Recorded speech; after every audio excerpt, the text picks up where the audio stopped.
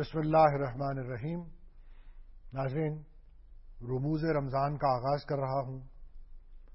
آغاز میں ایک بات عرض کروں کہ یہ جو گفتگو دین پہ کی جاتی ہے، جو لیکچرز دیے جاتے ہیں اور جو ٹیلی ویژن پروگرامز ہیں، وعظ، خطبے، ان کا مقصد یہ ہوتا ہے کہ جو بیماریاں ہیں ان کو ڈھونڈا جائے اور ان کا علاج تجویز کیا جائے، یعنی روحانی بیماریوں کا۔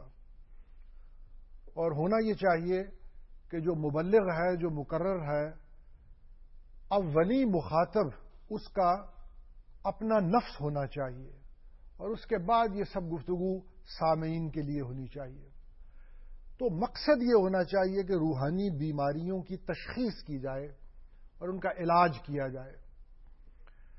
یہ نہیں ہے کہ گفتگو میں محض فلسفہ چھانٹا جائے یا سامعین کے جذبات کو بھڑکا دیا جائے اور حق ہو کے نعرے لگوائے جائیں اور پھر آدمی گھر چلا جائے، نہ خود کو کوئی فائدہ ہو نہ سننے والوں کو فائدہ ہو۔ اس لیے بزرگ ہمارے سب سے زیادہ زور اسی چیز پہ دیا کرتے تھے، دل کو کس طرح سیدھا کیا جائے، کس طرح اس کی بیماریوں کا علاج کیا جائے، کیونکہ یہ دل ہی ہے کہ اگر اذا صالحت صلح الجسد کلہ، یہ سیدھا ہو جائے تو سب اعضاء سیدھے ہو جاتے ہیں، کیونکہ حکم دل ہی کا چلتا ہے۔ تو میں جو قلب کی بیماریاں ہیں، موضوع بھی آج کی گفتگو کا یہی ہے ناظرین۔ قلب کی بیماریوں سے مراد یہ ہے کہ ریا، حرص، بغض، حب مال، حب جاہ، تکبر، یہ ہیں دل کی بیماریاں۔ اور ان بیماریوں میں تکبر جو ہے، یہ اس کو بزرگوں نے کہا، جو روحانی اطباء تھے، کہ یہ سب سے بڑا مرض ہے، یہ ام الامراض ہے۔ یہ جتنے باقی امراض ہیں یہ اس سے پیدا ہوتے ہیں، اس میں سے نکلتے ہیں۔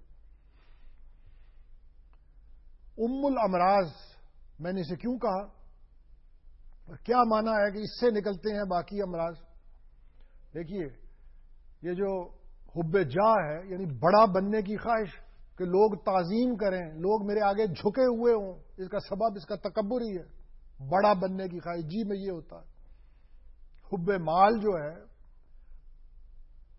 مالدار آدمی، آج کل دیکھیے بڑا آدمی یہ سنونم ہے مالدار آدمی کا، مترادف لفظ ہے۔ کسی آدمی کے بارے میں کہنا ہو کہ مالدار آدمی ہے تو کہتے ہیں یہ بہت بڑا آدمی ہے۔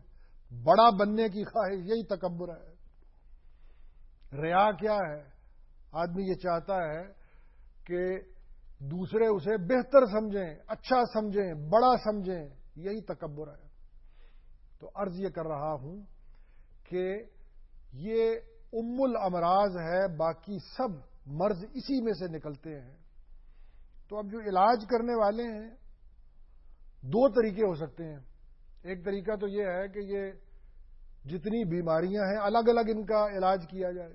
ایک طریقہ یہ ہے کہ جڑ کو پکڑ لیا جائے، بنیادی مرض کو، یعنی کسی کو اگر کوئی ڈائبیٹک ہے، شوگر کا مرض ہے، تو اس کا وزن بھی کم ہو رہا ہے، اس کے گردے بھی متاثر ہو رہے ہیں اور میل فنکشننگ باڈی میں ہو رہی ہے اس کے نظام میں۔ اب ایک طریقہ تو یہ ہے کہ ڈاکٹر ان سب امراض کا الگ الگ علاج شروع کر دے۔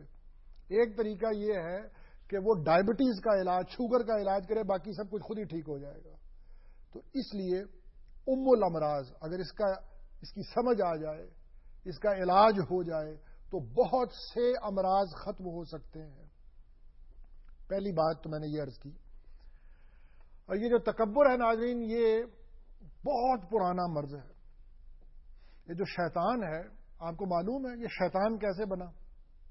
یہ اسی ابا واستکبر وکان من الکافرین، تکبر کی وجہ سے ابلیس شیطان ہو گیا تھا۔ یعنی اسے جو غرور تھا، اس نے سجدے سے انکار کر دیا تھا کہ میں اس کو سجدہ کروں جس کو ٹھنڈی مٹی سے یا اللہ تو نے پیدا کیا۔ وَخَلَقْتَنِی مِن نار، مجھے آگ کے بھڑکتے ہوئے شعلے سے پیدا کیا، میں تو اس سے افضل ہوں، میں اس کو کس طرح سجدہ کر سکتا ہوں؟ یہ اس کا جرم تھا۔ فَخْرُجْ إِنَّكَ مِنَ الصَّاغِرِينَ، نکل جاؤ، اس لیے وہاں سے نکال دیا گیا. یعنی سال ہا سال کی عبادت کے باوجود مردود ہو گیا، وہاں سے دھتکار دیا گیا. دین کی دنیا میں یہ پروگرام کا موضوع میں نے اس لیے بنایا ہے، تکبر کو.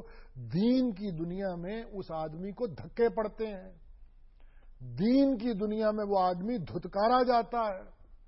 اللہ تعالی کے راستے پہ اس کو نہیں چلنے دیتے، آگے بڑھنے دیتے. وہ آدمی جس کے دل میں یہ مرض ہوتا ہے، وہ ذلیل اور رسوا جو شیطان ہوا، وہ جو گستاخی اس نے کی تھی، انکار کی، وہ تکبر کی بنا پہ کی تھی. وہ توحید کے زینے سے گر کر ذلیل اور رسوا نہیں ہوا تھا، اس کی توحید میں خلل نہیں تھا، غیر کو سجدہ نہیں کرتا تھا وہ آدم کو.